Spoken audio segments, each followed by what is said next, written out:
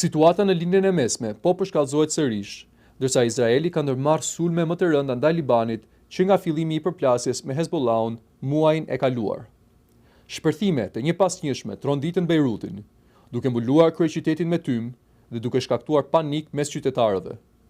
Sipas ushtrisë izraelite, operacioni përfshirë mbi 100 objektiva, përfshirë qendra komanduese dhe baza ushtarake të Hezbollahut në Bejrut, luginën Beka dhe në jug të vendit.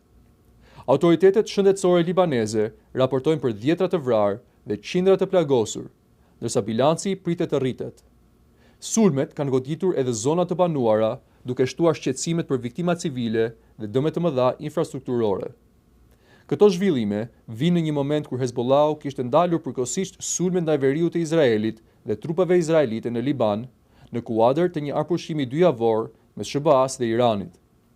Megjithatë, kryeministri izraelit Benjamin Netanyahu deklaroi se ky arpushim nuk përfshin Libanin, duke i hapur rrugë vazhdimit të operacioneve ushtarake. Qëndrim që u mbështet edhe nga Shtëpia e Bardhë, e cila konfirmoi se marrëveshja nuk shtrihet në këtë front. Ndërkohë, një sulm tjetër në qytetin jugor të Sidonit ka lënë të paktën 8 të vrarë dhe mbi 20 të plagosur, sipas burimeve zyrtare. Burime pranë Hezbollahut konfirmojnë se grupi kishte pezulluar sulmet, por kjo nuk ndaloi ofensivën izraelite, duke rritur rrezikun e një përshkallëzimi të ri të konfliktit. Që nga fillimi i luftimeve në mars, mbi 1500 persona kanë humbur jetë në Liban, ndërsa më shumë se 1.2 milion janë zhvendosur nga shtëpitë e tyre. Izraeli ka lëshuar urdhra evakuimi për rreth 15% të territorit libanez, kryesisht në jug dhe në periferi të Bejrutit.